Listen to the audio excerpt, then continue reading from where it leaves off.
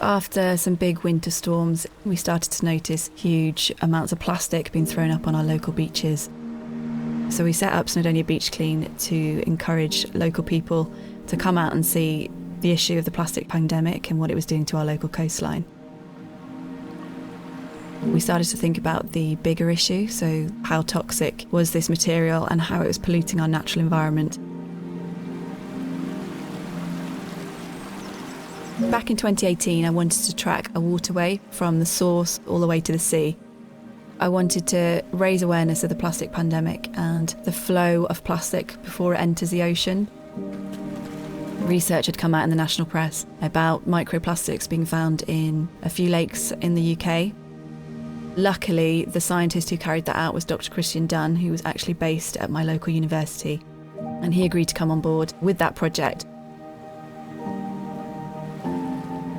So at the time we did the first swim, there was very little research on microplastics. About a month after we completed the swim, it came out that they'd found microplastics in the air on the top of the Alps. So we knew that it was rife and it was possible that we would find it at Snowdon. We now expect to find it pretty much everywhere, but this study is specifically looking at the levels and quantities. We can use that data as a big drive to push the government to start testing for it as an emergent contaminant, because without that data, it's very difficult to prove that point. We hope the government will then act on those results. We don't want the microplastic issue to later be a problem like cigarettes and tobacco and asbestos turned out to be like so many decades ago. The water samples that we actually took looked like drinking water. They were really crystal clear.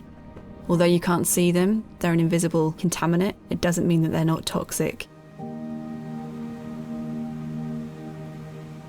So after the Source to Sea project on Snowdonia, we decided that we would track all waterways in our most fragile and protected areas. So we're looking specifically at 15 of the UK national parks. But from that data, we'll be able to establish the scale of the problem throughout the water system.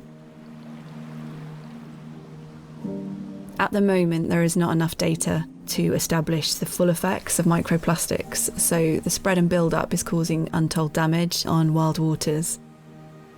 There are so many tonnes of plastic that are currently being released, and they estimate by 2034 that will double again.